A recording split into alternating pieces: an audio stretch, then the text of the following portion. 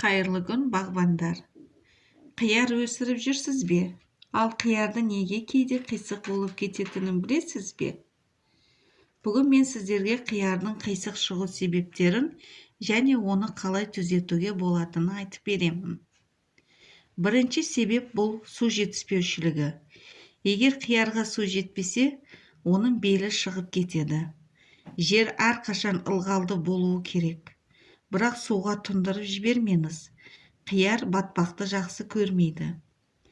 Екінші себеп суық су. Кейде біз бақшадан құдықтың салқын суын құя саламыз. Ал ол қиярға зиян. Суық судан қияр иіліп, қисайып кетеді. Үшінші себеп калий жетіспеушілігі. Қиярдың алмұрт сияқты болып кететінін көрдіңіз бе? Бұл калий жетіспегенінің белгісі. Жапырақ жиегі сарғайып, кейін қурап қалады. Мұндайда калий сульфаты немесе монокалий-фосфат көмектеседі. Төртінші себеп азот жетіспеушілігі.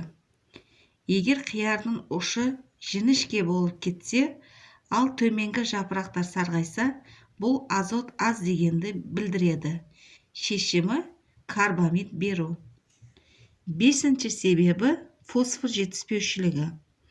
Фосфор азайса, қиярдың пішініне емес, өсімдіктің жалпы түріне әсер етеді. Жапырақтар әлсіреп, өсім тоқтайды. Алтыншы себеп микроэлементтер аздығы. Кейде қияр барлық қоректі алса да, майда микроэлементтер жетпегеніне қисаяды. Ондайда аквамикс немесе богатый микро сияқты тыңайтқышты жапырақ арқылы берсеңіз, сол жеткілікті.